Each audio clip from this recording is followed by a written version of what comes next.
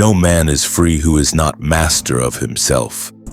Epictetus discourses, imagine being a man and spending your whole life rehearsing for a role you were never born to play, pleasing, chasing, apologizing, adjusting, giving your time, your peace, your money, all in the name of being good enough for someone who in truth was never even yours to begin with.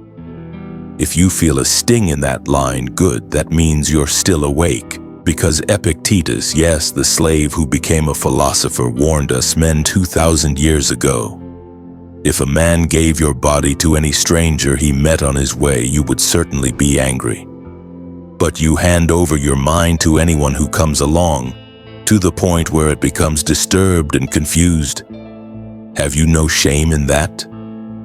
And yet here we are, grown men with calloused hands and soft spines, handing over our peace of mind to the whims of a pretty face, the approval of a partner, or the hope that she might stay. Epictetus didn't write about women to slander them. He didn't need to. He wrote to warn men of themselves, of their weakness for validation, their fear of rejection, their confusion between desire and duty. And the one thing he made clear above all was this: you do not owe your happiness to any woman. Let me say that again for the man who thinks buying roses is the same as being respected. You do not owe your happiness to any woman. And if you believe you do, then according to Epictetus, you've already surrendered the only thing the gods gave you: complete control over your faculty of reason. In the Enchiridion, he says, keep before your eyes daily death and exile and everything that seems terrible, but most especially, keep before your eyes that none of these things is your own or in your power. You know what else isn't in your power: her emotions, her decisions, her moods, her loyalty. And yet men, every day wake up and willingly build their self-worth on those moving sands. They text. First they wait 3 hours for a reply.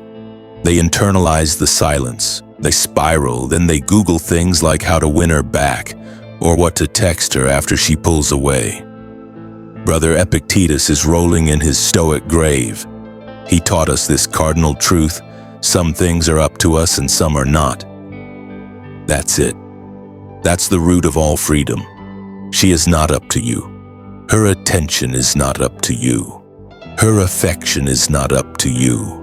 What is up to you? Your principles, your reactions, your time, your purpose. If you compromise those things for the sake of keeping a woman, you've committed what Epictetus would call philosophical suicide, the death of your inner citadel. You were not put on this earth to orbit someone else's moods. You were not born to become the emotional support peasant of a woman who can't even support herself, and yet you do it willingly. Why? Because no one ever taught you to say no to her demands, to your own desperation, to the voice in your head that whispers, if I lose her, I'll be nothing. Epictetus has something for that too. He says no man is free who is not master of himself. Let that echo inside you for a moment. Because if you find yourself doing things with or for a woman that go against your values, saying yes when you mean no, holding your tongue out of fear she might get upset, agreeing just to keep the peace, you are not a partner. You're a hostage, and the ransom is your dignity. But here's the tragedy: you think that's love. You've been taught that enduring disrespect is noble, that compromising yourself is romantic, and that emotional chaos is some twisted form of passion. You confuse peace with boredom and drama with meaning, and in doing so, you dishonor the very core of Stoic wisdom. Epictetus never said tolerate madness for the sake of love. What he said was, when someone provokes you, remember that it is your judgment that provokes you. Hold back that judgment and you are safe. Translation: if she yells, let her. If she storms out, hold the door. If she withholds affection to manipulate you, walk away, not because you cold, but because you are centered, because you no longer place your emotional thermostat in someone else's hands, because your peace is yours. Epictetus would tell you it's not events that disturb us, but our judgment about them. And here's the uncomfortable truth: the thing a man should never do with a woman is let her rule him.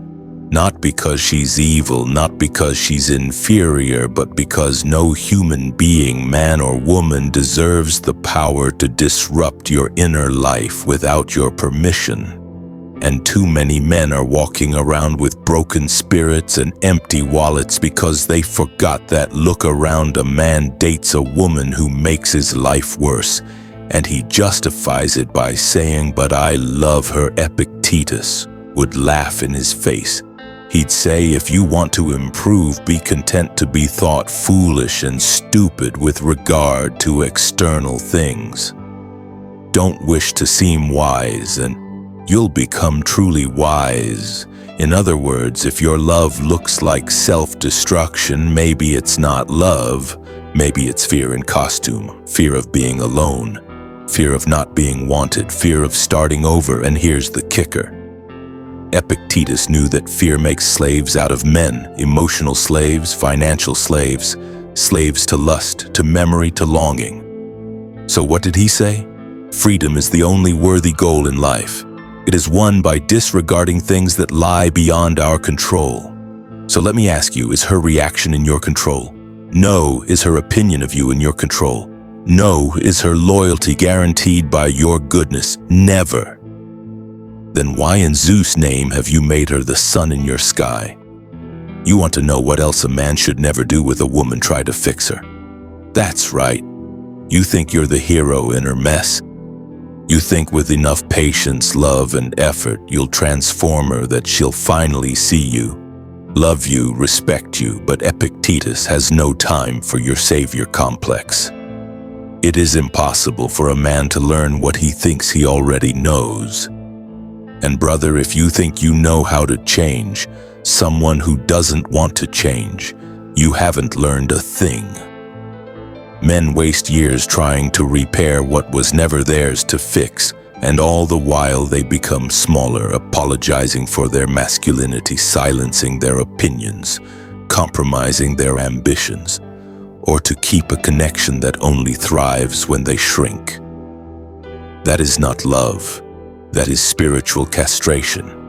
And while you bleed slowly under the banner of being a good man, Epictetus is whispering from the ages. Don't explain your philosophy. Embody it. Stop talking about self-respect. Start showing it. Stop preaching about standards. Start living by them, because the moment your actions contradict your principles, especially for a woman, you've lost not just the woman, yourself. And once you lose yourself, what's left?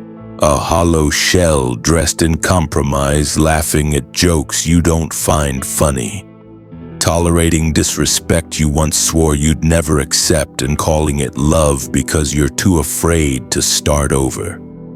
That is not stoicism, that is self-betrayal. And Epictetus, the man who taught kings and slaves alike, would not pity you. He would correct you. First say to yourself what you would be, and then do what you have to do. You said you wanted peace. Why then do you pursue chaos in heels? You said you wanted a queen. Why then do you tolerate a tyrant in your bed? You said you were a man, but every day you behave like a beggar of affection. Epictetus would call this tragic, not because you're weak, but because you forgot your divine birthright. Autonomy, not isolation, autonomy. He says no great thing is created suddenly. There must be time. Give your best, and the rest is not yours to command. So stop forcing outcomes, stop over-explaining, stop trying to impress. That is not strength, that is performance, and the state you're dancing on was built by your insecurity. You see, the man who tries too hard to win her approval will never win her respect. Why?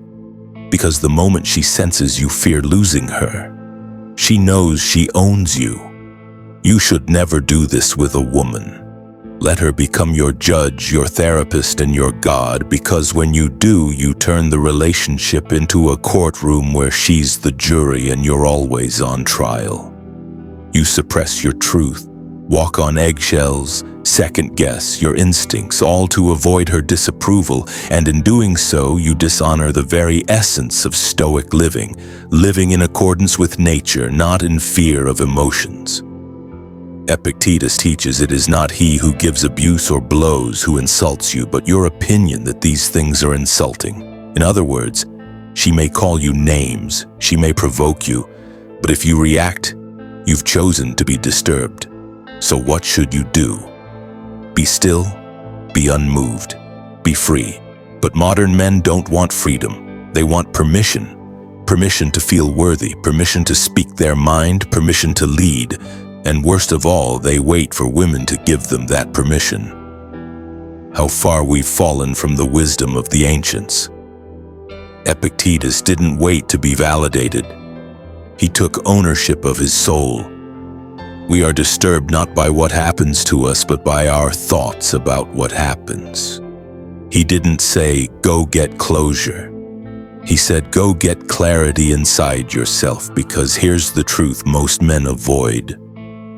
The more you outsource your confidence, the more fragile it becomes. Every time you make her approval your compass, you forfeit your own direction. Every time you need her praise to feel proud, you've already lost control of your pride. And every time you chase love at the cost of your values, you are not a romantic.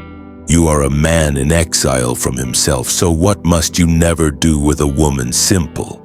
Never let her define your worth. Never let her replace your principles. Never let her emotions become the weather system of your life. Because if she can make you, she can unmake you for. The man who lets himself be unmade is no man at all, just a reflection changing with every glance, forgetting that he once stood for something. You see, men today are not failing because they are unloved. They are failing because they have forgotten how to love themselves, through discipline, through boundaries, through refusal. Refusal to be swayed by temptation, refusal to beg, refusal to abandon their principles in pursuit of companionship. Epictetus didn't say be agreeable. He said seek not for events to happen as you wish, but wish them to happen as they do, and you will go on well. That is not a call to passivity. That is a call to detachment, to remain unshaken, to want only what is in alignment with nature and brother. Chasing a woman who disrespects you is not natural. It is needy. It is weak. It is beneath you. You were not made to orbit someone else's gravity. You were made to be still, a mountain, not a leaf, a man, not a mirror. And yet, how many times have you compromised your truth just to keep her calm? How many times have you silenced your instinct because you are afraid to upset her? How many times have you told yourself it's not worth the fight only to die a little more inside? Epictetus said no man is free who is not master of himself. And yet we live in a world where men call themselves kings while living at the mercy of someone else's emotions. You think you're strong because you tolerate her chaos. No, you're strong when you don't need her chaos to feel alive. Because here's what they don't tell you. Many women test men not out of cruelty, but out of instinct, to see if you wobble, to see if you fold, to see if you'll trade your spine for her smile. And most of you do with flowers, with apologies you don't mean, with promises you can't keep, and with a future you're not even sure you want anymore. But Epictetus warned us, when someone acts badly towards you or speaks badly of you, remember that he does so from an impression that it is right to do so. It is not possible. Then for him to follow what seems right to you, but only what seems right to him. What does that mean? It means stop trying to convince her to see your value. If she can't see it, she's not meant to. If she disrespects you, it's because her nature has determined her behavior, not your worth. And when you beg for her understanding, when you try to make her see, you are not arguing for love. You are arguing for your own unworthiness. A man should never do that. He should never plead for recognition, never debate his value, never try to teach a woman how to treat him. That is not leadership, that is surrender, and not the good kind. A Stoic does not chase, he builds, he cultivates, he becomes, and if she sees it, good; if she doesn't, even better, you've just been spared. Because the woman who is meant to walk beside a man of virtue does not require him to abandon that virtue to gain her affection. She recognizes it. She aligns with it. She thrives under its calm strength. But she cannot do that if the man himself is lost, soft, shapeless, uncertain. You are not born to convince anyone to choose you. You are born to choose yourself over and over again, especially when it's hard, especially when it means walking away, especially when you're tempted to lower your standards just to keep someone close. Because if you must betray yourself to be loved, then what you are receiving isn't love, it's tolerance.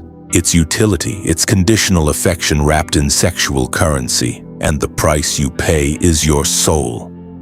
Epictetus never asked us to hate women. He simply asked us to love wisdom more than comfort, to love virtue more than validation, and to never confuse being desired with being respected. But most men don't want to hear that. They'd rather believe they're unlucky in love than untrained in self-respect. They'd rather blame her attitude than examine their own surrender. And that's the great tragedy, not that women are difficult, but that men are directionless. And so they give and give and give their time, their energy, their money, their emotional bandwidth. They give so much that they forget they were born with something to protect their peace. And here's the final warning Epictetus would leave you with. It is better to die of hunger, exempt from grief and fear, than to live in affluence with perturbation. In other words, better to be alone in truth than partnered in chaos. Better to have nothing and know who you are than to have her and not recognize the man in the mirror. So stop telling yourself you're being patient. You're not, you're afraid. Stop telling yourself you're being loving. You're not, you're addicted. Stop telling yourself it's just a phase. No, it's a test, and you're failing it by refusing to walk away. Because the one thing a man should never do with a woman is betray who he is in order to be loved by her. Once you do that, everything else collapses: your standards, your self-image, your sense of direction, and worst of all, your ability to lead your own life. So if there's anything you've heard today that makes your stomach turn good, that's the ancient fire waking up in you. You, the part of you that remembers you are not here to serve a throne that sits on shifting moods. You are here to build a kingdom within, unmoved, unbroken, and unbought. Let the world call you cold. Let her call you arrogant. Let the weak call you detached. You are not here to be understood. You are here to be unshaken, and if that fire in you has stirred, don't silence it. Don't run back to the numbness you used to call comfort, because the moment you begin to awaken, the world will try to rock you back to sleep. It will tell you that you're being too harsh, too closed off, too masculine. But brother, hear me. It is not harshness to have boundaries. It is not cruelty to demand respect. And it is not weakness to walk away from anything or anyone that costs you your clarity. You've been taught to be emotionally available but never emotionally sovereign. You've been told to be vulnerable but never invulnerable to manipulation. You've been conditioned to seek intimacy before integrity. And what has it earned you? Nights filled with second-guessing, mornings marked by regret, a heart that's been stretched so thin for others that you've forgotten how to feel it beat for yourself. But this is your turning point. Because a man who has reclaimed his peace, who has buried the urge to chase what doesn't serve him, becomes untouchable. He no longer needs to raise his voice to be heard. He no longer needs to prove his worth. He lives it. He no longer asks to be chosen, he chooses, and that terrifies the world. A man who does not beg, who does not barter his values for affection, who is willing to sit alone rather than sit beside someone who doesn't see him. That man becomes dangerous not to women, but to the illusions that have kept him small. Let them call it loneliness. Let them say you're bitter. Let them paint you with every word that tries to shame you back into obedience. But remember this: peace does not always look like smiling on a beach with someone. Sometimes peace looks like closing the door, locking it, and hearing your own thoughts echo back with strength. Sometimes peace is choosing not to reply, not to explain, not to chase closure from people who only ever opened you to exploit you. And if you feel grief rising, let it. That is not weakness, that is the soul shedding its old skin, that is the death of the man you were trained to be. The pleaser, the fixer, the apologetic shadow of yourself.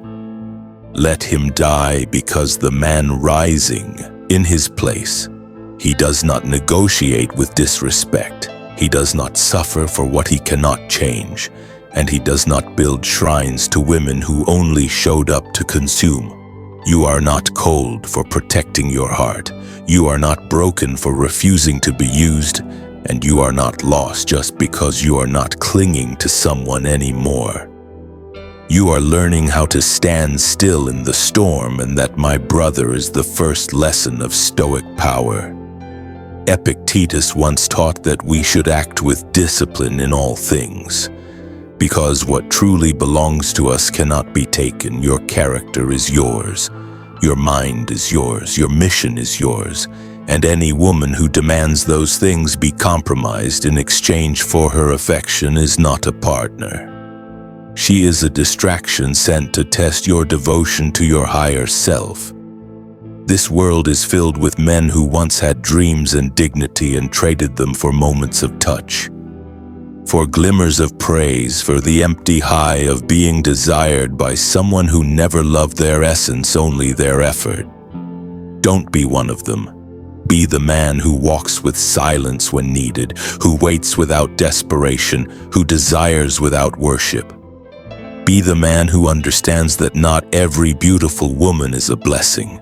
Some are lessons, some are mirrors, and some are storms sent to drown what's still soft in you, so that you either rise hardened or you sink trying to hold on to what was never yours.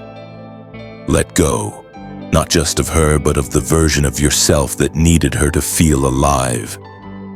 Let go of the lies that told you you weren't enough unless she clapped. Let go of the poison that made you think your masculinity had to be softened to be seen.